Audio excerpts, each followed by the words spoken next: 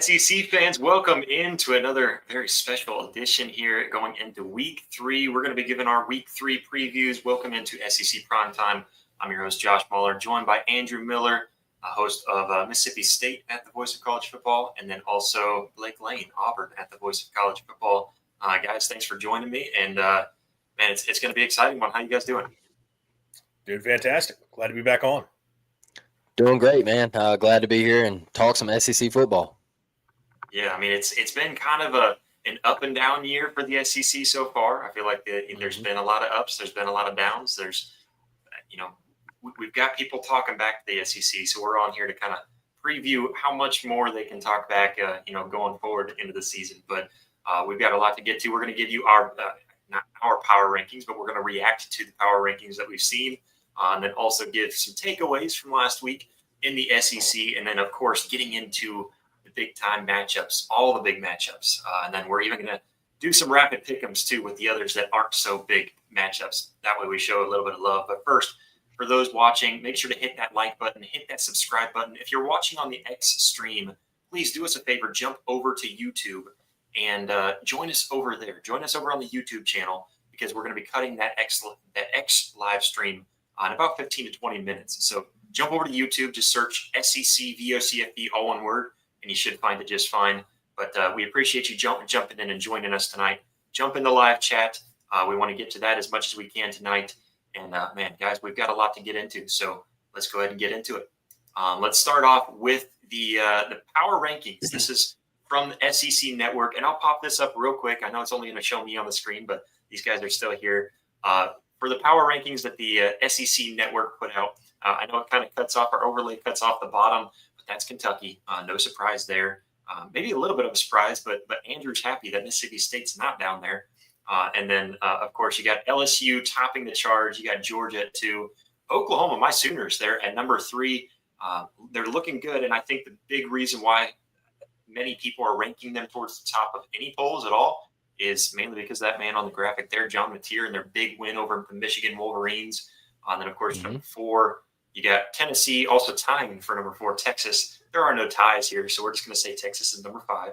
And then, of course, you got Missouri at 6, South Carolina at 7, Auburn at 8, Ole Miss at 9, Texas A&M at 10, Alabama at 11, Vanderbilt at 12, Mississippi State 13, Arkansas 14, Florida 15, and like I mentioned, Kentucky down there at the bottom of the league. But, guys, looking at what SEC Network has for their power rankings, Blake, we'll start with you. I know we were joking, Auburn should be at number 1, but in all reality, what's your reactions when we're looking at this poll here for the power rankings going into week 3? I really like that list. I'm not mad about it. I think we're going to find out a little bit more about Tennessee this week. I know they gave up some points to Syracuse, but Syracuse, they're pretty good offensively, but they got the dogs coming to their house, and I think people were kind of overreacting a little bit about Georgia and that little sluggish showing from this past weekend. But I like that list, man. I like your Sooners right there with John Mateer. I think that defense is nasty. I am a little excited to see how does this Alabama team shake back. I know they put up 70-plus against ULM, but I'm excited to see if they got Wisconsin, man. You got Wisconsin coming home.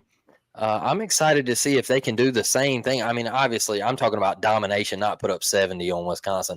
But I'm excited to see if they can do the same thing, right? And dominate their opponent. Shout out to Mississippi State. I think they could have been at least one tick higher. What a massive win. The number 12 team in the country comes to your house. And after everything that program's been through, they find a way, after dominating the first 2 quarters, falling down the next 2, and then somehow finding a way to get it done, man. Shout out to that program and everything they've been through. They deserve that win more than anybody, more than any program in the SEC. They deserve it. So I like that power rankings, man. I'm cool with it.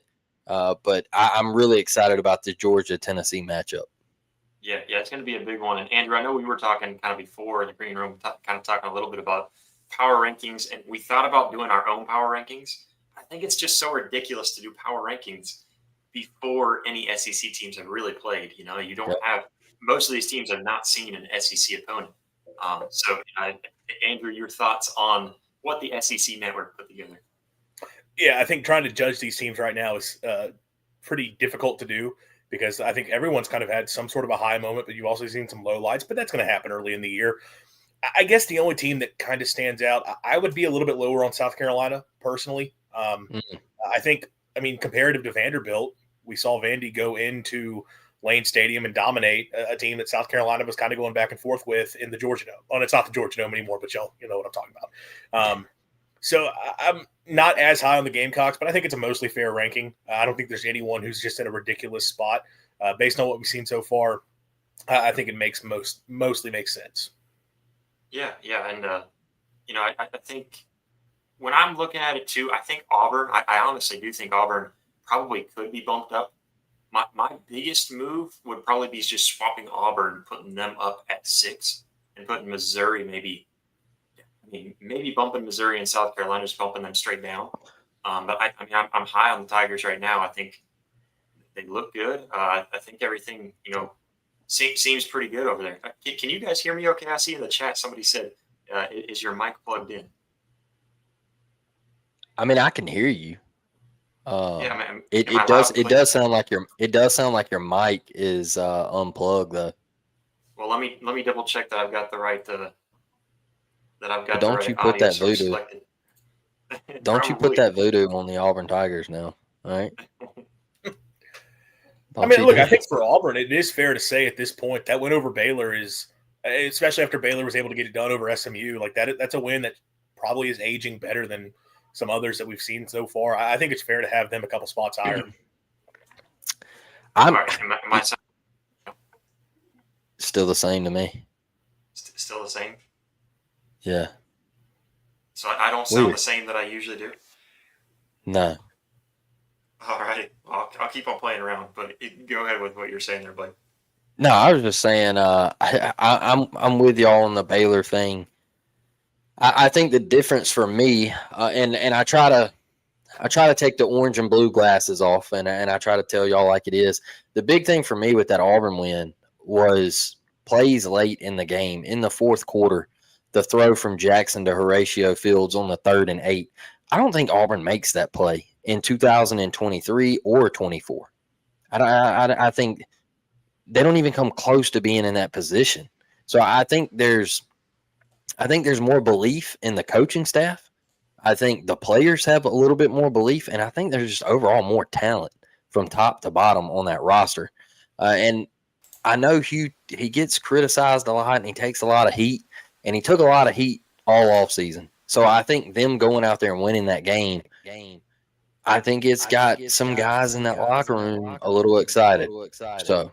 All right, how am I sounding now?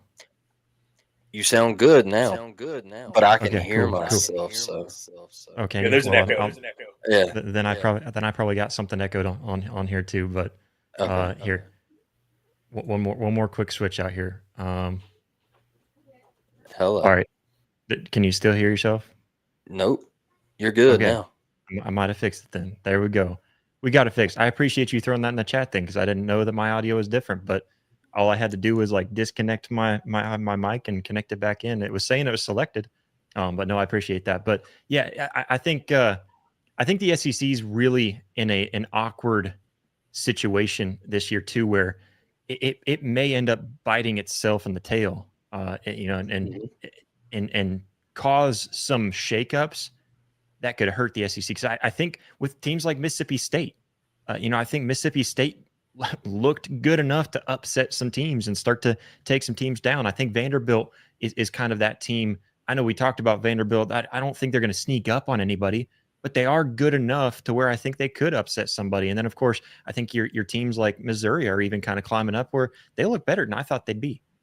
So, there's so much here within the SEC. And then, of course, with some of the SEC teams like Texas who lost in a non-conference game, have a little bit less room for error getting into the college football playoff, but it's interesting to say the least. I guess going from that, what were some of your guys' takeaways from week 2 here in the last weekend in the SEC? I'll start with you, Andrew.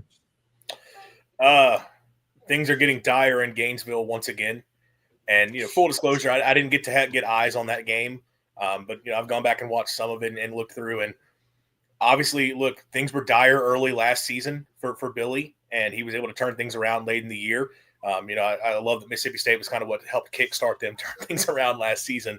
They started playing better. But, look, they get the 2 big wins late last year. They closed the season positively, 8-win season. And there was a lot of hype going for that team entering the season. With the talent on that roster, especially in the trenches, DJ Lagway at quarterback.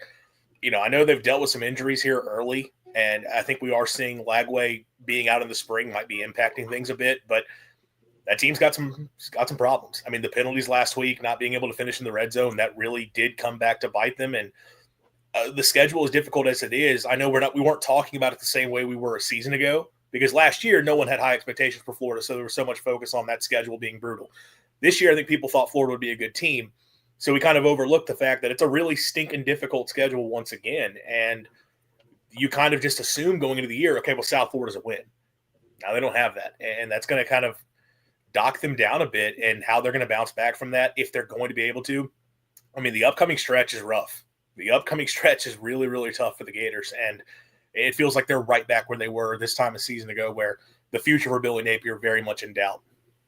Yeah, well, and bringing up to that point too, I think there's one of 2 ways that this could happen, and I don't think it's the one I'm going to bring up first, but it could be that maybe USF is surprising everybody. So back in 2021, Oklahoma battled against and struggled really against Tulane, and everyone was like, "Oh man, that doesn't look good for Oklahoma."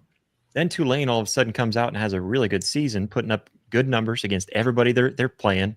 And then ends up, making something at the end of the season. And everybody's like, okay, that really wasn't that big of a struggle now, because Oklahoma also ended up, finishing just fine that year. So that could be the case. That's just me being optimistic for Florida. In all reality, you just can't get manhandled by your little brother in state, Blake. Here's my thing with Billy is you were riding all that momentum. I don't think the SEC doc on Netflix helped you any. All right. Because a lot of people were saying that was the best episode, was watching Billy turn it around, So you have the heat of that. You're playing an in-state G5 school. Now, I know as an Auburn fan, South Florida can sneak up and get you, okay? But for them to walk into the swamp and everybody has hyped you up all off season. They got Lagway as a Heisman. They got him as a top 3 quarterback in the SEC, and you just got flat out spanked. You got pushed around in your house, then you're spitting on people late in games. It really reminded me of the toss of the shoe, right? I don't get it, man. Like, I don't get how you lose focus right there in that situation, and it cost you. So I think that's a big takeaway from week 2 is Billy Napier. I don't know if he makes it, because that schedule is brutal. This is different than last year. This is happening. I think this is going to happen in a far different way than it did last year. I think this is going completely different. I'd agree. My other big takeaway is shout out to Bo Perbula, because I wasn't a big believer, but the Missouri Tigers fell down in a hole, and I saw some plays from Bo Perbula Saturday that were pretty dang impressive, and he had some zip on the football. And I know Penn State loves Drew Aller, but I think Penn State might have made a mistake, y'all. Yeah, I really do. And I know the scouts love Drew Aller and all that, but I think Penn State might have messed up, honestly. Well, and I kind of question if that would be the case whenever we got to see Bo Perbula, but at the same time, I was thinking, I mean, if he didn't start ahead of Drew Aller whenever he was, having his struggles back and forth, then maybe they did just fine. But yeah, I mean, he's looking pretty good. And again, Missouri surprises me from how good they look so far this season. But yeah, I was not super high on Mizzou coming in. I mean, look, I knew defensively they should still be pretty good, but I had a ton of questions about that offense, with what they were losing on the offensive line, what they were losing at a skill position standpoint. Even though, look, I know Kevin Coleman firsthand, the guy can play, and he has shown that so far at Mizzou. But Prabula is what the takeaway. Like, he has performed a lot better than I think many of us were expecting coming into the year. And yeah, man, Eli Drinkwitz has done a really good job there. I think even if they had struggled this year, that wouldn't have taken that. We wouldn't take anything away differently from that. But early on, they look like a team that's going to be right in the mix of things once again. I don't know if we're talking about SEC contender, but they're going to be good. Yeah.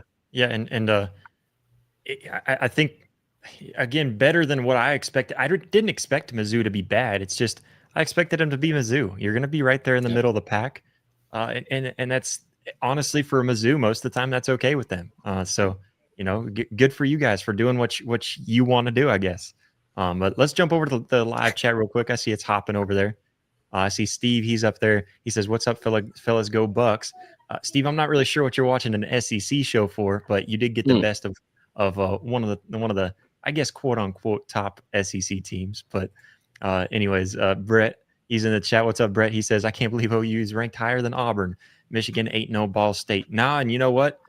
Yeah, Andrew and I were talking about this too. Like, Michigan was really Oklahoma was really unfortunate that one 75-yard touchdown had to happen, because I don't think they were going to score if that one 75-yard touchdown didn't happen. No. But just miscue getting the call in late, and Michigan took advantage of it. And I honestly think that Bryce Underwood saw that confusion and hurried up and snapped it quicker. I could be wrong on that. Maybe that's not what was going through his head, but it did look that way from my perspective. And so, yeah, I mean, it was a big game. I was pretty pumped. Good little after game party there for me. So it was a good time. Let's see here. Anything else through here? We got TriStar. He says Georgia Tech versus Clemson is an upset game since Tech is representing the SEC in that game. We can basically still call them the SEC, right? Oh yeah, founding member. Yeah.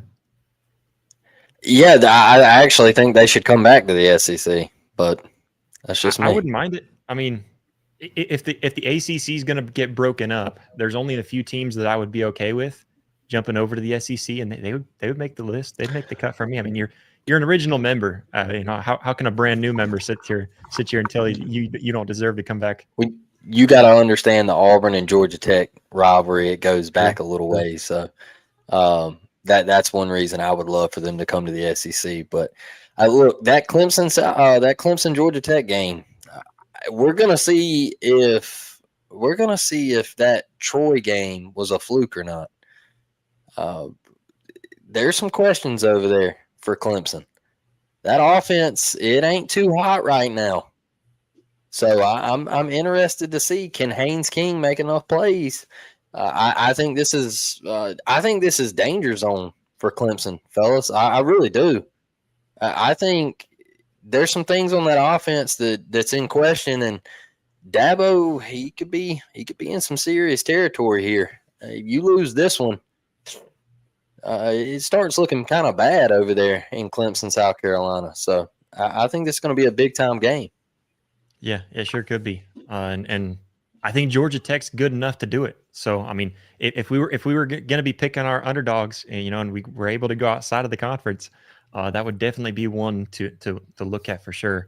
But we are going to jump on to our game previews. We're going to get into all the big games and, of course, touch real quickly on the smaller games. But everyone who's watching over to X, jump over to the YouTube live stream. If you're watching on X right now, jump over to YouTube and join us. SEC VOCFB, all one word. Type that in and you should find us just fine over there.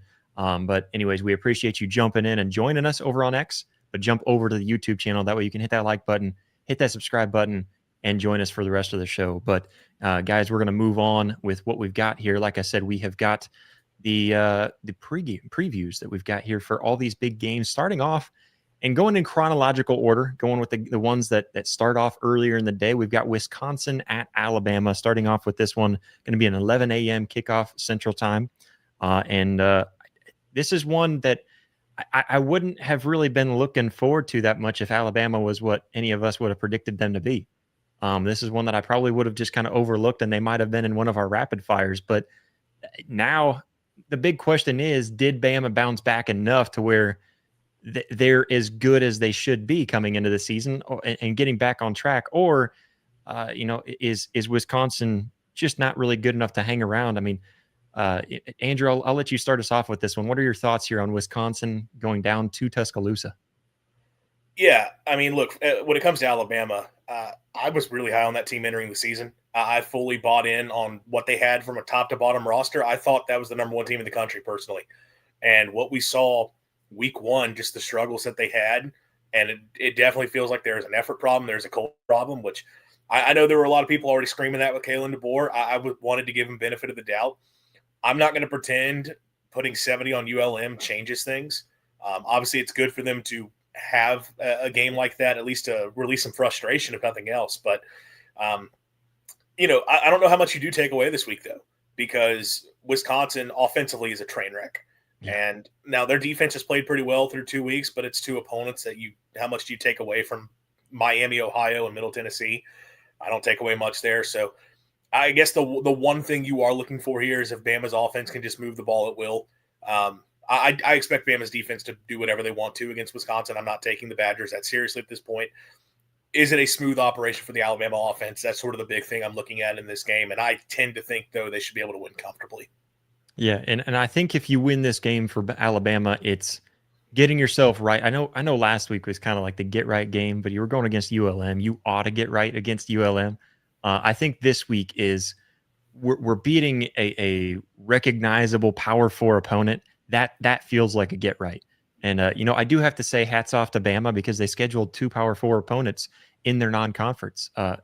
For all those hating on the SEC, would love to hear the explanation on that. But Blake, what are your thoughts here on Wisconsin and Bama?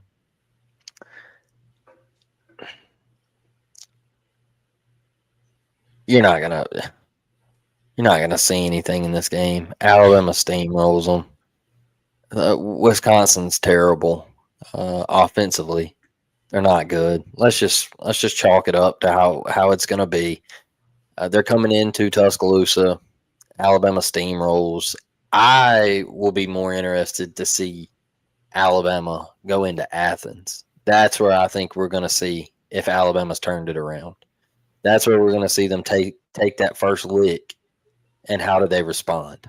Or if they give up that 7, can they make a drive and tie the game up, or at least get 3? That's where we're going to see more of what Alabama's made of. And I just think the game against Wisconsin is going to be chalk. Alabama's going to mop them up and down the field, and I just think Alabama's too talented for Wisconsin. So I think you'll see more when they go to Athens. Yeah, for sure. And I definitely don't think you're going to see a lot here, but it's one I think probably safe to say all three of us picking Alabama. They are a 20.5 point favorite. You guys think they cover that spread? Yes. I could see it. I mean, it just depends. To me, that comes down to Bama's offense. I know Bama's defense got run all over by Florida State, but I mean, I don't think I could be dead wrong on Wisconsin. I don't think they've got a quarterback that's running around like a Castellanos is. Yep. That is the one thing I would like to see from Bama. Can you defend a quarterback that can run like that? Because you're going to have to at some point. But if Bama's offense can have a fine day, absolutely, I think they cover that number. Well, and Wisconsin doesn't even have a running back that you would expect Wisconsin to have. One thing I do want to say is I think Ryan Williams is going to play this Saturday. So what we saw from former players, particularly A.J. McCarron, he come out and said that Ryan Williams hasn't done anything in the offseason to improve. He hasn't gotten better. He hasn't gotten any bigger in the weight room. I'm interested to see what Ryan Williams does Saturday in his first game back. I want to see if he took that to heart. Is he going to go pout about it? What's going to happen? I want to see how this team responds.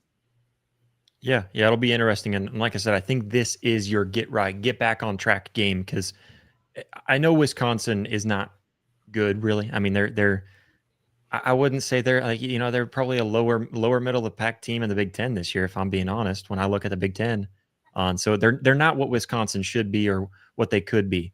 But this is definitely I think a better opponent than ULM. And so I feel like that's where you start to feel better. And regardless of who your opponent is, you don't overlook an opponent if you're on the team, if you're a player, or if you're a coach. And so obviously you go in there with the mindset that we have to prove something. We have to prove to ourselves, and at the very least, put yourself in a situation where you feel good inside that you handled business. And I question the spread personally. I think they should be able to handle that spread, but like you said, Andrew, I'm kind of questioning that spread just because I'm a little curious about how that Alabama offense comes together and actually shows up. Because if they show up and look like they did last week, then I think they do just fine. But otherwise, probably not. So we'll chalk that one up. All three of us going for Bama then on that one, right? Yeah. All righty. So big win for Alabama. Let's go on to our next game. I almost skipped down for some reason. My brain wanted to skip down to the game of the week, but it's Arkansas Ole Miss. Arkansas Ole Miss. This is going to be an interesting one, I think, because I'm not sure what to think of Ole Miss still. I think they, again, better than what I anticipated.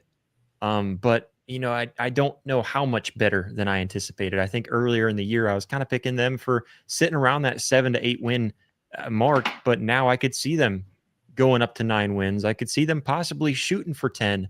But again, it's based on a lot of unknowns at this point for Ole Miss, and they didn't have a decisive win against Kentucky, but they did win against Kentucky, who's not an easy opponent by any means, but obviously dead last in the SEC power rankings according to SEC Network. So it's going to be interesting. And then for Arkansas, again, we just haven't seen them play that quality opponent to really get a good feel here. Where I do think, when you look at Taylor Green, I think he is an animal. He's already thrown for, I don't have it down.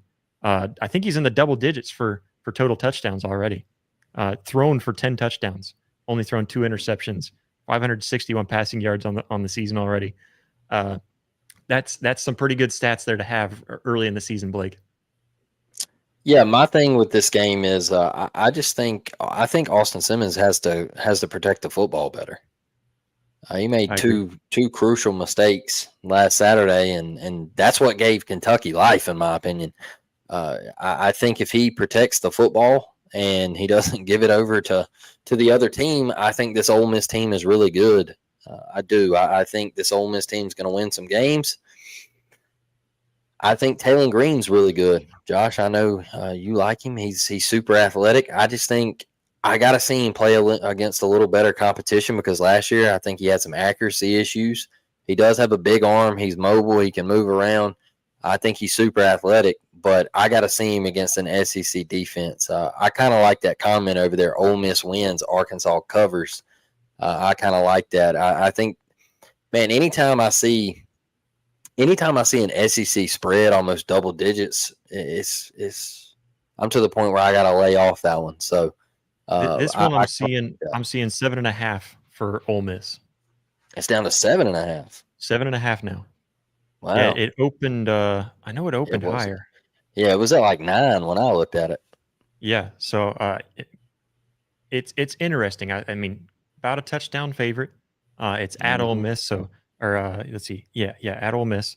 So they do give, Vegas would give them 3 points over in their favor. So I mean, right now we're sitting at right about that 4.5 mark if you're on a neutral field. So I mean, it's an interesting one. But Andrew, what's your thoughts here on this Ole Miss Arkansas matchup? Yeah, I'm really curious about both defenses in this game. Arkansas lost a lot up front on that defense, which is kind of the one saving grace they had last season, was they had some studs on the defensive line, despite some struggles elsewhere. And those guys are gone. And obviously their defenses look great through 2 weeks, but they've played a pair of nobodies through 2 weeks. Yeah. So how does this look going up against Ole Miss? And, matching up with Ole Miss, the Rebels, one of the early concerns for them this season has been offensive line. They've not been great up front. But again, Arkansas, do they have the guys in the defensive line that can actually cause that type of disruption? So very curious to see that matchup there. And then on the other side, Ole Miss defensively, look, we knew they were not going to be what they were a season ago with all the players they lost to the NFL. And look, Kentucky did run on them a bit. in this last game. Not necessarily consistently throughout the game, but I mean, I think it was like 170 something yards for Kentucky, and Arkansas now bringing a dual threat quarterback into the equation. And Kentucky could not throw at all against Ole Miss, and despite some questions about the Ole Miss secondary, but I think a lot of that is Zach Calzada and those receivers. Taylor Green does look like he's taking a step forward as a passer. So how is Ole Miss able to handle just the Arkansas offense as a whole will be a question. I know it's a bit of a cop-out, but to me, whichever defense does step up a little bit more, that is going to probably be what determines this one. I do think the comment earlier about Ole Miss wins, Arkansas covers, I kind of think I feel the same way. 7.5, 7 points feels like a lot. Yeah, and I'm looking at this game. I agree. I think 7.5 is a lot. I think Arkansas covers at the very least. I went back and was watching. So I was trying to go through and kind of make my own Heisman. It's way too early for that, but my own Heisman, at least my own judgment on who I think was higher for Heisman. And I think Jalen Green is underlooked right now in some of these polls I've seen where he's not even on the top 10 right now. He deserves to be top 10. Although, to your point, Blake, he hasn't faced a good defense. He hasn't faced an SEC defense. I think this could be a breakout year for him. He's got close to 200 yards rushing as well, on top of an outstanding stat line, 41 of 47, 561 yards passing, 10 touchdowns to 2 interceptions.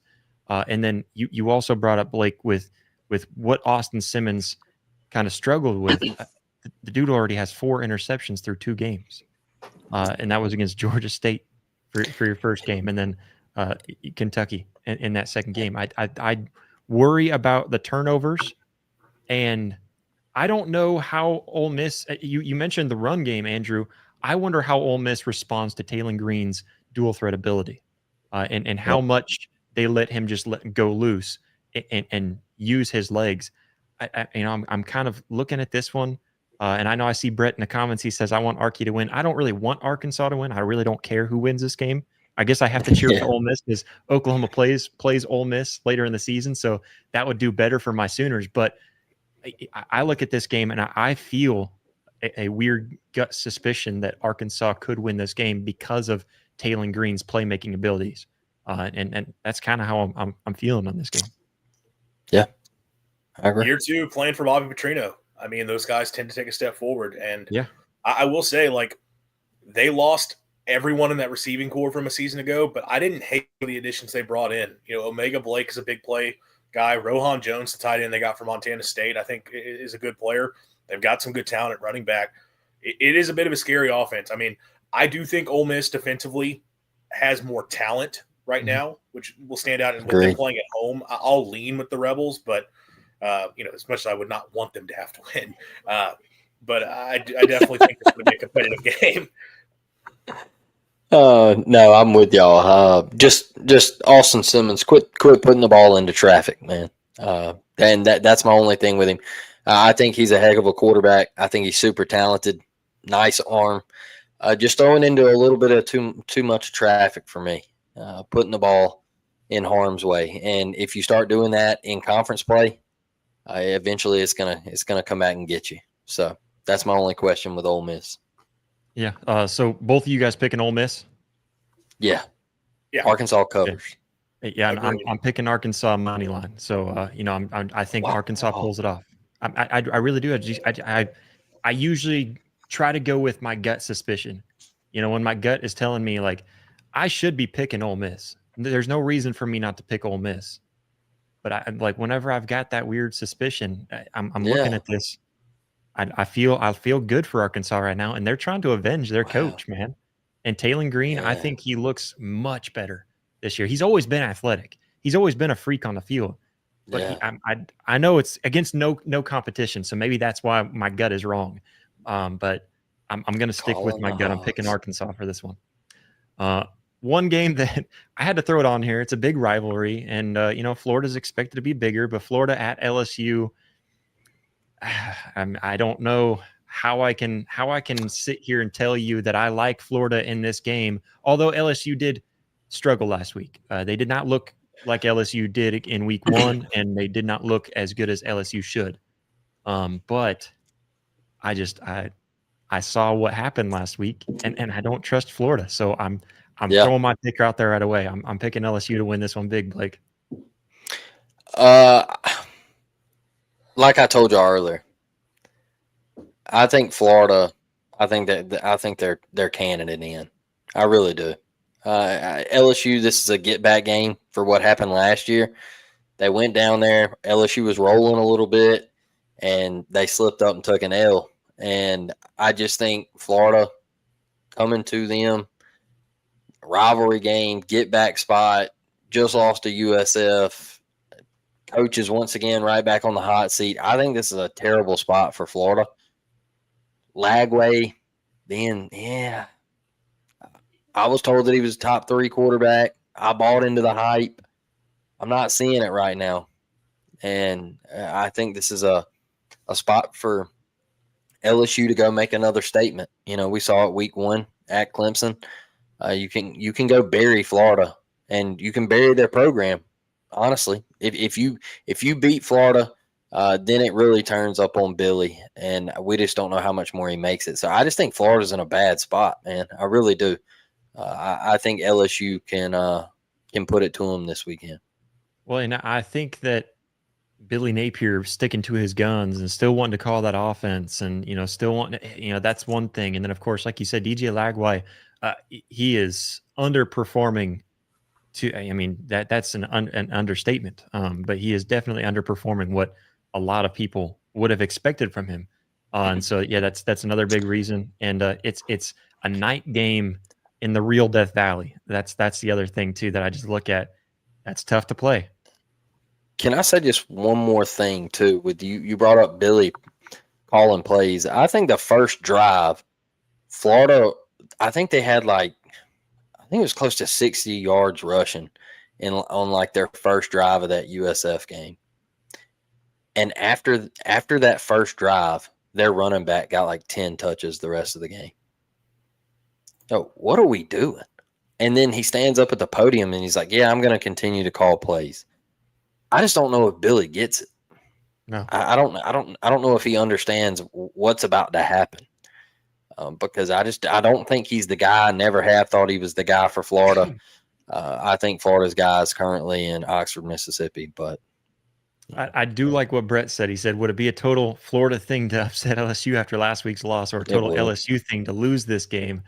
They've both done this before. But, Andrew, what's your thoughts here on this game? I mean, I think Brett has a good point. And look, I know I talked about earlier that it does feel like this is sort of the beginning of the end once again for Billy, and we'll see if he can save himself out of it. And I'll bury the lead. I am with y'all that I think it's going to be LSU, but I do expect it's a competitive game. I think Florida, there is still too much talent on the roster that they're going to let the one game just completely throw them off here. I do think they'll rally the troops, but the thing for me, I worry about Florida's offense against LSU defensively. That LSU defense looks a whole lot better than they have the last few seasons. Their secondary has been locked down to this point, and Lagway, I know the expectation was supposed to be taking a step forward as a passer. He really hasn't. So how much are they going to be able to attack him? LSU already had to deal with a dual threat quarterback in week 1 with Klubnik, and they were not able to get anything going on the ground. I mean, I think Florida's got a better offensive line and better stable of running backs. So I wouldn't be shocked if they find something in the run game, but LSU defensively looks a lot more stout. And for me, this is going to come down, if Florida is going to have a chance, it's got to be getting after Garrett Nussmeier, because Florida has given up some passing yards here. We know Nussmeier, if he has time in the pocket with that group of receivers he has, he can pick you apart. And he showed that in week 1 with a Clemson team with a much better pass rush and better defensive line than Florida has. And Florida does have a solid defensive line, but it's not to the level of what Clemson has up front. And Nussmeier was able to do just enough for that LSU offense. And I think Florida last week, now granted, Byron Brown can run. Garrett Nussmeier cannot. But Florida was not able to get him to the ground the way they needed to. They're going to have to get pressure to have any sort of a chance here, but I still think LSU overall is at a better spot. I think better quarterback, better defense. They're playing at home. They're getting the win.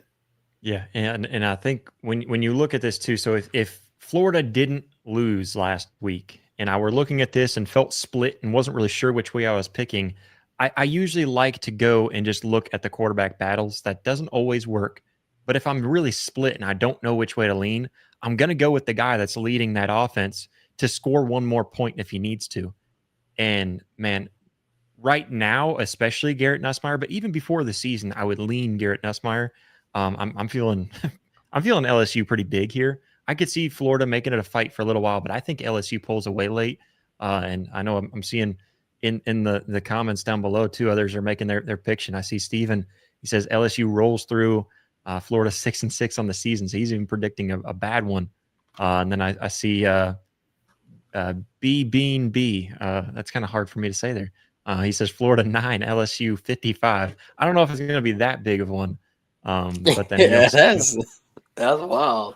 that's a wild one. He also says that Florida's only going to go 1-11 this season. That would be a total Florida. It's the state of Florida thing to do because we saw that from Florida State last year. And then even Brett says LSU wins by 10. I like that prediction. I'm feeling like maybe even winning by like 18, like just pulling away big in the end. I could see it. I think they cover the spread. I don't know how much they beat Florida. Right now the spread's at 7.5, which is shocking that it went down. But yeah, I think LSU big. I'm with you. guys agree? I like LSU 10 to 14 points. Yeah, I do think it'll be competitive, but I'm going to take the Tigers. All righty. Let's move on to the next one. We're going down, I guess, going up to South Bend. Try to make that make sense. It doesn't. It's in the northern part of the state of Indiana, and also towards the northern part of the entire country. So South Bend. But anyways, we're going there to see the Fighting Irish take on the Texas A&M Aggies. I think this game is just. It's one of those games that I keep on going back and forth on. I keep on trying to convince myself the other way.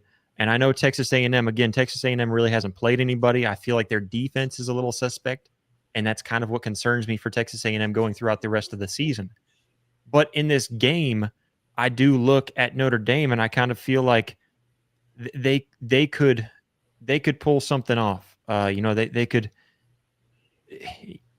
I think Notre Dame. I trust. I like Carr, that young quarterback. I like him. I like what I saw from him in week 1, I believe it was. And I'm not entirely sure on this game. I keep on going back and forth. But I lean towards Notre Dame because I trust their defense more. Although I keep on trying to tell myself that Marcel Reed is a really good quarterback, and I like what he does. He's not turning the ball over this year. He's looking confident when he sits there in the pocket even. And, I like that out of Texas A&M. I think they can score a good amount on Notre Dame, but Notre Dame's defense keeps them in the game. And I think that Fighting Irish, having touchdown Jesus look down upon them too up there.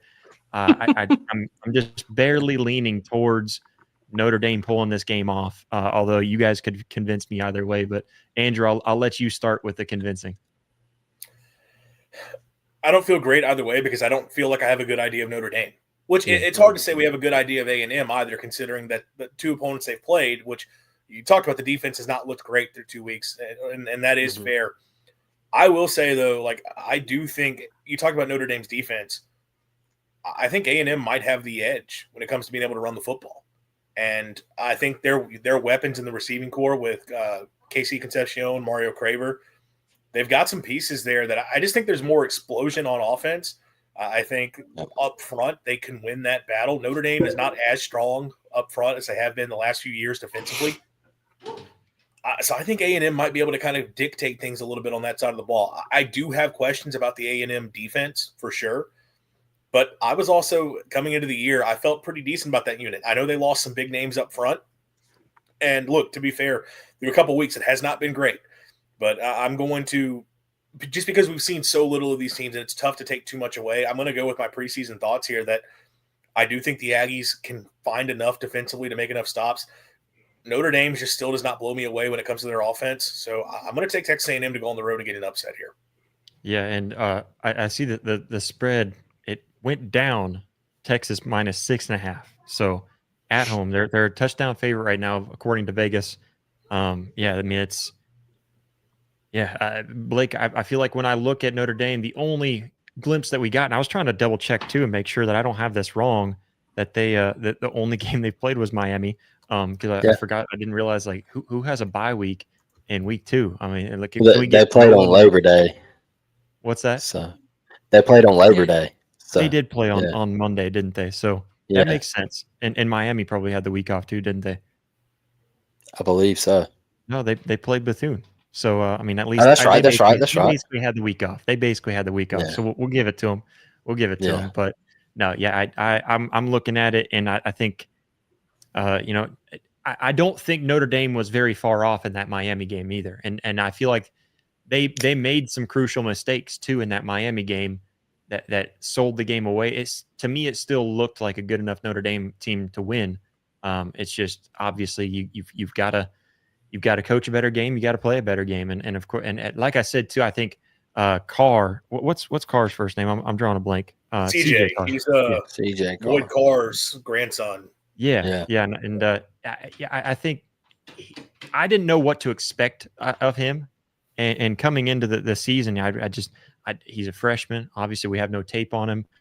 I never really heard of him in my recruiting, my recruiting knowledge, and so had to look into him a little bit, and I really liked some things that he did against Miami, which again, looking at the QB battle, obviously I would lean Marcel Reed. I think he's an athletic, good quarterback. He can do something for Texas A&M. But again, anytime I start to put any faith in Texas A&M too, that's usually when they burn me, Blake. You know where I stand on Texas A&M. But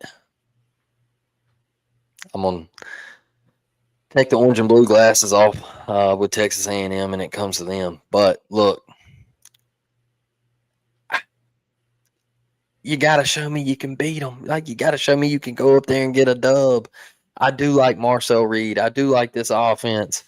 Their defense, man, can their defense key in on Jeremiah Love? Can they stop Jeremiah Love? And I think Notre Dame, I still got questions at the quarterback position and the playmakers on the outside. Can they make enough plays down the field to beat Texas A&M? I think this is a tricky setting, though, for Texas A&M, man. I think this is a tricky spot for Texas A&M to walk in with touchdown Jesus, and this fan base. They lose a close one to the Catholics and convicts, right? But I'm taking Texas A&M. All right, I'm taking Texas A&M. I just think Marcel Reed's the better quarterback. I think Texas A&M goes up there, and I think they make enough plays to win, man. I think Texas A&M's a little better on the outside. They got some athletic playmakers out there. I trust A&M to run the football, and I just think their defense makes enough plays to win this game. I think it's close, man. I could see something like 24-21, 23-20, something like that, and they just squeak one out at the end, late in the fourth quarter. So give me A&M. Yeah. How much of that opening spread was the concern that Marcel Reed may not be available? Because the opening line was like 9.5, and like he's supposed to be ready to go now. Yeah, and last I heard, he's good. And I didn't even know that either until diving further into each side. I was kind of looking at injury reports. But yeah, I mean, it looks like he's good to go. It looks like he's expected to play, and if he's expected to play, I expect him to play well. And I do like, out of the quarterbacks, I like Marcel Reed slightly better. But again, I feel like the Texas A&M defense is a little suspect, and I think Notre Dame can hang in with them. And I growing up, I never really cared for Notre Dame. It's just one of those teams. I hated that they're an independent. I knew enough Notre Dame fans that would sit there and get underneath your skin because they're loyal to their team, and so that made me not like Notre Dame a little bit, and never really liked Brian Kelly too much. But I really like Marcus Freeman a lot, and he has totally taken any bias that I have against Notre Dame away, and I think that's kind of what's opening my eyes a little bit to this one, and I'm feeling good about Notre Dame there. But what were the picks again? We got I know Blake's got Texas A&M. What did you have there, Andrew? I think I'm going to go A&M. I will say, to the point about the defense, I could see this being higher scoring than a lot of people would expect for like a Notre Dame home game against A&M. But I also, again, you keep talking about the defense, and I believe me, it's a concern for A&M. But how much of this is the first 2 weeks that just Mike Elko not putting anything on tape, knowing what they were going into in week 3? I do wonder about that a little bit. Yeah, and I think 49.5 is kind of a, you do raise a good point. I do feel like this could be a higher scoring game than what we're used to seeing out of a typical Notre Dame. And again, I think Texas A&M scores well, but Notre Dame's able to answer back just enough. But I like it. I like it. We'll keep on moving on. We'll jump down to South Carolina. Let's see. It's South Carolina. Sorry, it's Vanderbilt at South Carolina. So I almost said South Carolina traveling to Vandy, but that is not happening. I think when you look at this again, Vanderbilt's not a team that's going to sneak up on anybody. But I feel like South Carolina, as much as I love Lenora Sellers, I'm not seeing enough pieces around him on offense. And I do have faith in that defense to do something, but Diego Pavia is an athlete. Diego Pavia can make things happen. I do think this is an interesting game. It's sitting there at 4.5 now as I'm looking at it. Very, very interesting game. It's at South Carolina. It's a nighttime game. And so, I feel like everyone should be picking South Carolina, but I think there's a lot of people that have that memory of what Vanderbilt did to Alabama last year, and then of course how they hung around with Texas last year, and they keep on thinking back to that. And so I think there's probably going to be quite a few bets going in on Vanderbilt. But Andrew, I'll start off with you. What do you like in this game? What do you dislike? I don't like South Carolina's offensive line going up against a Vanderbilt defensive front that can actually create some problems. And like that worries me quite a bit. I understand they've got Lenore Sellers back there, but it's not Lenore Sellers I know everybody remembers the Clemson game last year where he like carried them on his back. The guy does take a lot of sacks. Like he has the incredible plays, but you can get him to the ground. And I still worry about their lack of weapons around him offensively. I know that South Carolina defense is still pretty good, but like dealing with the Vanderbilt offense is tough too. Now, we say all this, like last year, South Carolina facing this Vanderbilt team that is very similar to this one, won the game pretty easily. So like I feel like we may be walking into, you talk about South Carolina as a slight favorite and everybody's on Vanderbilt. And it's like, are we all walking into a trap? Like the same thing that happened a season ago is going to happen here. Well, that was South Carolina going on the road. But right now it just, if I talk myself out of this, it's going to be because I'm just like, everything to me says Vanderbilt should win this football game. So I go the other way. But, man, I've just got doubts about the Gamecocks right now. And I'll be honest, coming into the year, I was not super high that Vanderbilt was going to be able to continue building off of last year. I even with everything coming back, I thought there might be some regression to the mean. Early on, man, they look good again. And I think they're the better team right now. And I worry about South Carolina blocking them. I worry about them dealing with Pavia in that run game. So I'll take the Doors. Well, and the reason why I think people are even higher on Vanderbilt, like you said, they're looking good this year. I mean, they went in there to Virginia Tech, and if I'm remembering that game correctly, too, they went up, then they went down big, and came back huge and dominated. So I mean, it's just a game that the way they won that one, and I believe that was on the road. Yeah, on the road at Virginia Tech. It's definitely got me high on the Commodores, but again, South Carolina knows that they're not living up to their standard. And like you said, I agree with you, Andrew. I feel like I keep on flipping back and forth in this game because I feel like, we're looking at a Vanderbilt team that people aren't used to seeing. But Blake, what's your thoughts here on this game? I'm with both of you. That South Carolina offensive line, it's been cheese. It's been cheese. Let's just be honest. And I'm with y'all. Lenore Sellers does take sacks, and he turns the ball over when it happens a lot of the times, and he's not protecting the football.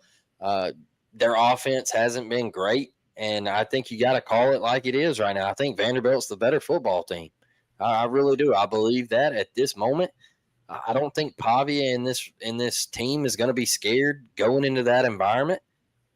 They've done it before. They're not shy about it. They like to talk a little bit, and I like it. I think Vanderbilt's got a little swagger. I do, and I think they need that. They got to play with that chip on their shoulder, and I like the Vanderbilt Commodores to come out with a dub, man. And I'm with y'all on that. I think I bought into they were going to regress a little bit, and they weren't going to be able to sneak up on people. And Pavia was talking a lot, and he was going on these podcasts and all this stuff, and they're locked in right now. They're locked in, so I like Vandy. You guys are really trying to convince me the other way, and I think this is going to be a tight game. I think it's going to be a very close game. I'm leaning South Carolina. I'm going to go South Carolina. Close game. I think it comes. I mean, you guys are given every reason why Vanderbilt can win this game, and I agree with you guys. Not disagreeing at all. I think South Carolina wins, but yeah, it's going to be a tight one. It's going to be a very tight one. Blake, I know you texted me. You got a dip. Yeah, I gotta run. I gotta get out of here, man. I gotta go spend some time with my kids. Absolutely, It's I can yeah, appreciate that. it's my wife's last night in town. She's got a friend who's getting married, and they're doing a bachelorette trip. So Well, tell I them gotta go spend some time congratulations with them. and tell her to have a good time, man. I will, brother. Hey, been good doing it with y'all, and I'll see y'all later. We'll catch you later, Blake. All right, brother. Yeah. War down, baby. Absolutely. All right. Well, Andrew, we'll go on and we'll move on to our next one. It's going to be it's going to be the game of the week, but first we're going to split it up. We're going to do a real quick rapid fire. You and I will just sit here and all we're going to do is just pick who covers the spread. We'll start off with my Sooners going to Philadelphia, playing in the Eagles Stadium, Oklahoma, 21.5-point spread. Who you taking to cover the spread on that game? I'm going to take Casey, Keeler, and Temple to cover, and it's only because going a weird road trip. Yeah. I think Keeler's a really good coach. Sooners obviously coming off a big win. I could see a little bit of a letdown here. And also OU's had a few of these games in the Venables era against these teams that they should just dominate. I think Oklahoma clearly wins, and I don't think it's ever even close to being in doubt. But and that spread does not sound like a lot, but I could see this being a game that finishes like what did you say the spread was, like 20.5? 21.5 right now. I could see this being a game that finishes like 34 to 14. So that'd be right inside the spread. So yeah. I'll take Temple to cover.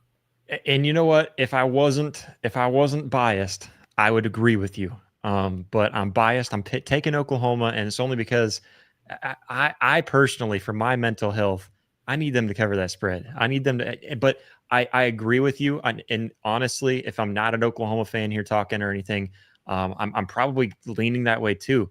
I feel really weird about this game. Like you said, it's a weird road game. Why are you going up to Philadelphia to play Temple? That's just odd. And then, it feels like this weird bowl game basically. And it's just like Temple has like a chip on their shoulder and you're wondering why. And they feel like they can upset Oklahoma. And so that concerns me that they're going to keep it close. I agree with you. I don't think Oklahoma loses the game, but I'm going to stick with my guns and say Oklahoma covers the 21.5. We'll go on to South Alabama at Auburn. Auburn's a 24.5-point favorite. Who you got there? I'll be honest, I have not paid any attention to the Jags to this point of the season. So how things are going for Major Applewhite, don't know. I'll just blindly take Auburn there to cover. Yeah, and I'm right there with you. I hadn't really looked into them at all. Again, we weren't going to be previewing that game, but they did lose to Tulane in a tight one. But then I don't even know who their first opponent was here. I'm trying to pull it up. Morgan State. So kind of played a tight one there against Morgan State. Okay, I've seen enough. I was going to take Auburn anyways. I'm going to take Auburn as well. I think they're impressing me. Jackson Arnold's running the ball really well, which I knew he could do. He's tossing the ball all right too. So I'm going to take Auburn, especially at home. And that one is an early kickoff, but still, Jordan Hare brings the heat no matter what. So both taking Auburn. Let's go Louisiana at Mizzou. I'll start us off on this one. Like I said earlier, Mizzou is surprising the heck out of me this year. I knew that they'd be good. I know that they're going to hang around with any team in the SEC, but they feel like, to me, they could be beating some teams that maybe preseason I'd be saying is a chalked up loss. And so the way they performed, week one was just a high scoring, kudos to you. Let's see what you do against a decent opponent. And they handled Kansas really well. And I like Bo Perbula. I like what they've got and Hardy. So I'm going to pick Mizzou to cover the spread there, even though I don't feel confident in it. But that's just because I'm a little biased against Mizzou there. What was the number? 27.5. I guess I'll take them to cover. I mean, I don't know what the Cajuns are up to right now. And I will say Drink has had a few of these games against lesser teams where they kind of just sort of skated by.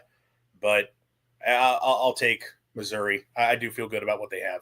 Yeah, they're looking really good. Going on UTEP at Texas. Texas is a 41.5 point favorite. I'll lead us off again. I know I'm an Oklahoma fan. I know I don't like Texas, but Texas just doesn't look like they're rolling the way they should right now. It was kind of, close for what it should have been against San Jose State. So let's not sit here and pretend like Texas can just roll over UTEP. I have no idea what UTEP looks like really. Again, haven't really dove into them, but 41.5 is a really big spread. I think Texas can win by 30, and that's still 30-35, and that's still a really good win. But I'm going to take UTEP to cover. It definitely feels like a lot, and you're right. I mean, outside of, I think last season was sort of the only time while Sark's been there, and I know that was like a peak for them where when they've faced these lesser teams, they've really just, pedaled to the floor and rolled over them. They've kind of more just sort of taken an approach of just get through the game. We're going to hang 40. Let's just get through it. Kind of the same. And also, shout out to UTEP. I think Scotty Walden's a good coach. I think he's going to build something fun there. So I'll take him to cover. Yeah, definitely. Good looking game. It'll be a fun little Texas game there. But I know we said we were kind of joking about Mississippi State, Alcorn State. Have no spread on that one. And you reminded me they're going against an FCS opponent. So we're not going to see one there. But I do feel good about Mississippi State handling business there.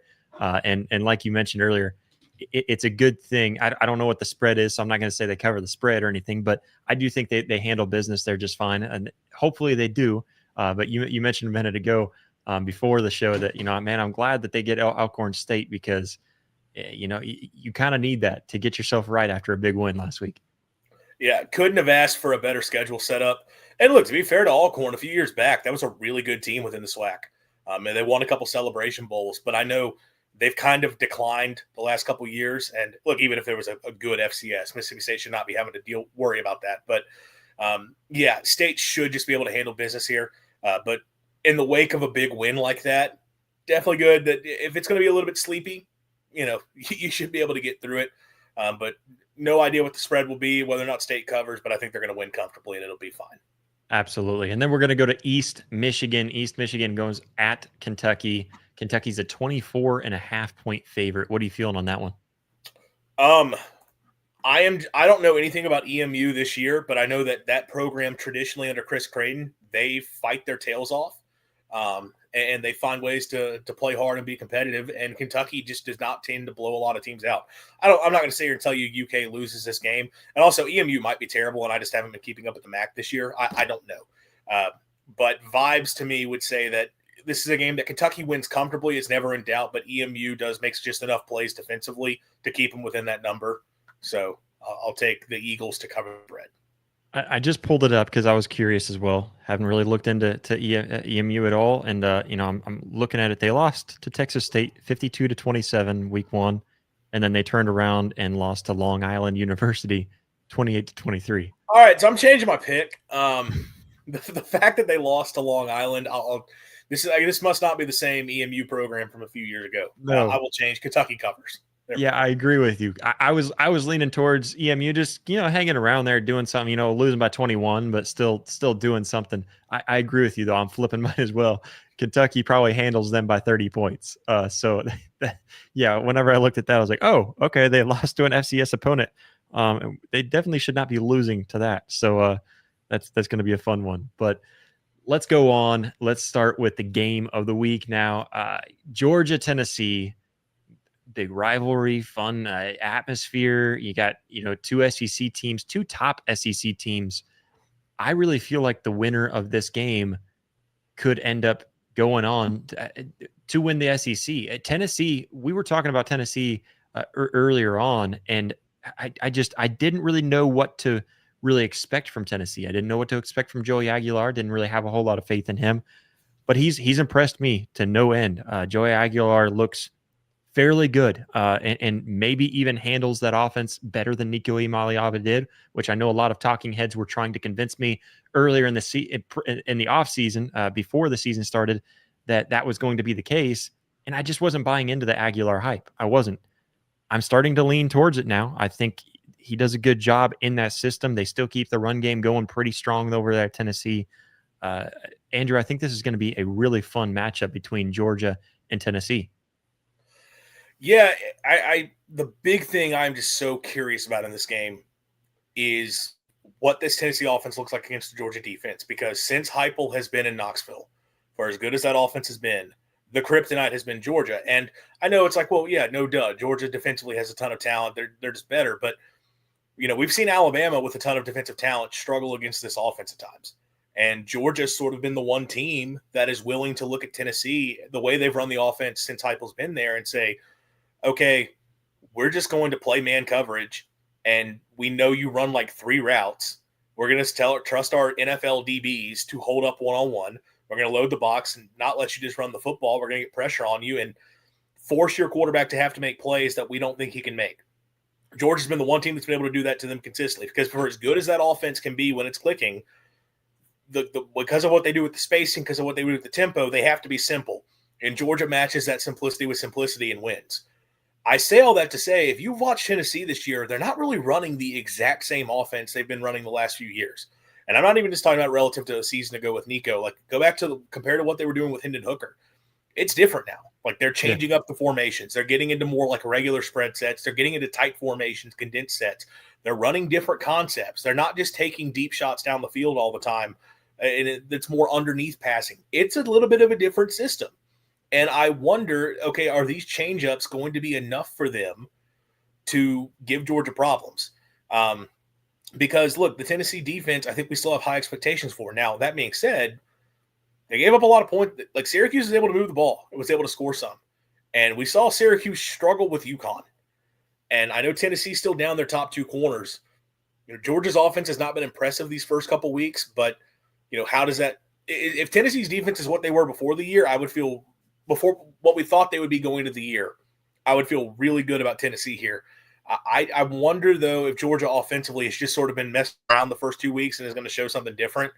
So, yeah, there's a lot to watch for in this game. This is a very interesting matchup. Yeah, well, and I look at what Tennessee's doing. Like you said, they are running a different offense, and I look at what they're doing right now. I mean, you've got an offense for Tennessee, who, I mean, they're shocking me, honestly. I mean, they're sitting there. I know I had it in my notes too, and I'm looking through, and I don't think I wrote it down. I believe leading the nation in total offense. That one might be wrong, but I know that they're up there towards the top in the top 10 for passing per game right now, and just they look really good. And this offense looks so much better than I thought they would be. That's where I lean with Tennessee. The defense, I agree with you. I think the defense is a little bit suspect when we get into some higher power offenses that you're going to be going against. And when you look back, and I don't even know, I didn't even pull up the injury report for Tennessee to see, but I know early in the season, before the season started, we were concerned that maybe they have some concerns with health going into the season with all the wide receivers dropping off. They look to be just fine there. And so, that's one thing that I thought was very interesting with Tennessee. Okay, I just zoned in on it. So 8th in total passing, 20th in total rushing. So I mean, this is a good-looking offense where I didn't think they would look. Now, Georgia, on the other hand, of course, they handle their business against Marshall, but then last week against App State, not really looking like Georgia should against a lesser opponent by far. And so I look at Georgia, and I do still have some questions for Georgia. I have, some questions about how good this team really can be and how far they can make it. And whereas I don't have that many questions for Tennessee anymore. I think they've answered a lot of my questions. Georgia's a 3.5-point favorite. It's moved down since, and they were a 6.5-point favorite. And I think for a good reason. I'm starting to lean Tennessee. I think I like Gunnar Stockton for many reasons, but I don't like him being able to pass down the field very often and make big plays. He's not going to put up a whole lot of points on a better defense. Georgia has just not shown me enough against lesser opponents to feel really high on them. Now, do I think Georgia, of all teams, with Kirby Smart being at the helm, can turn things around and just be like the most dominant team in college football? Yeah. And if Georgia were to win this game by 15, 20 points, would it really shock me that much if Kirby Smart's at the helm? Probably not. But give me Tennessee. give me Tennessee to pull off the win here. A slight upset, but I'm feeling good old Rocky Top to end up winning this game just because I feel like surprisingly good about Tennessee compared to what I felt in the offseason. I think that's fair. Now, I will say this, because the offense has been incredibly productive. Go back and look the first 3 weeks of last season with Nico at the helm. True. 69-3, 51-10, 71-0. So you kind of that's sort of what Tennessee does against teams that they should light up like that. Georgia's offense, you're right, it has not been impressive. And, as long as Mike Bobo is there, it may not be impressive at all. But I do wonder a little bit. Look, they've got some receivers. They've got some good backs. Like, how much of this was the first 2 weeks just sort of sorting things out and Georgia just sort of going through the motions, knowing what they've got to be able to face going in week 3 in Knoxville. And again, I keep going back. Tennessee gave up some yards and points to Syracuse. I just don't think Syracuse a season ago, like I said, offensive. We talked about this a while back, I think. Syracuse offensively last year was awesome. And with the pieces that they had to replace that entire offense. And Tennessee Syracuse being able to move the ball the way they did raise an eyebrow for me. And so I feel like this could be a bit of again, Tennessee's without their top 2 corners. And I do think that matters against a couple good receivers for Georgia when you talk about Colby Young, Noah Thomas, Zach Branch. Like that does play a little bit of a role for me. And, the other side of the ball, I know I just talked about how Tennessee, they've changed things up. It's not the exact same offense. And you will still see them. They'll go to the wide splits. They'll run the vertical stuff downfield. You see a lot of it, but they've changed it up some. I kind of have to see their offense beat Kirby Smart before I believe they can beat a Kirby Smart defense. I need to see it first. I do think it'll be close. I don't think it's going to be high scoring, but I think Georgia, I'm buying into Georgia being Georgia, but I think the Bulldogs get it done. Yeah, and I like that too. I think this is going to be a close game regardless. And like I said, it's not going to shock me if Georgia just comes out here and just whoops up on Tennessee. That wouldn't shock me. I really wouldn't. There isn't anything that Kirby Smart could do in college football that would just amaze me. Like, oh my gosh, he's the greatest college football coach currently, and it's for a very good reason. And I feel really torn about picking against him. It's just like I said, I haven't seen enough of a spark from Georgia to really feel good about them. And defense wins championships, no doubt. But I think offense can win you some games, and that's where I'm leaning Tennessee. This kind of feels like the inverse of what we were talking about with South Carolina Vandy, where like both Blake and I were going off of Vanderbilt based on everything we've seen says Vanderbilt should be a better football team, but like the vibe, like just you feel like do we really trust Vanderbilt against South Carolina? Whereas I'm going off of purely like I'm just trusting Georgia. Whereas you're right, if we're going off what we've seen so far, it's Tennessee. So it should be a fun game. Yeah, I like it too, and I like that tonight. It feels like we had a lot of diverse picks too. We were all kind of picking all over the board. It wasn't just all leaning SEC on these SEC non-conference games, but that's pretty much all we got for everybody tonight. Of course, for Andrew, make sure it is Mississippi State at the Voice of College Football, right? Did I say that right? That is the channel, yes. Okay, I wanted to make sure because I couldn't remember if you guys had a different title to it. But so check out Mississippi State at the Voice of College Football. You do other work as well, right? Yeah, I write for Maroon and White Nation, breaking down the Bulldogs over there. You can follow me on Twitter at AleState2020. Just various tweets about the Bulldogs, and that's mostly it. But yeah, if you want to keep up with Mississippi State, I should have you covered there. Absolutely. Go check out Andrew, and then also Oklahoma at the Voice of College Football if you like to hear anything about the Sooners, the newer team into the SEC. But a quick word from Mark Rogers here at the Voice of College Football, and then we will be out. College football is even more exciting when you've got some action on the line, and the games are even better when you're cashing in.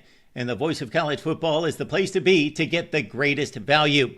Start with my picks. 75% against the money line, 58% against the spread, and I've got a 40-plus year track record. 11-0 in the college football playoff for me last year against the money line, 8-3 against the spread. And I'm just the warm-up act. Steve Merrill of Wager Talk is our ace in the hole, show stopper. 7 years with the Voice of College Football, over 30 years in the industry. Steve gives us analysis on all the big games, But you can't miss Steve's weekly under-the-radar pick. 28-12 against the spread the last 3 years. You also get picks from some of our top analysts here at the Voice of College Football, including Corey Bratta, Matt Zemek, and Steve Dace. Check out those numbers. Become a YouTube or Patreon member for just $99 per month. Go to the main channel on YouTube, click join, and then select a betting tier. Do the same thing on Patreon. Make 2025 a winner now.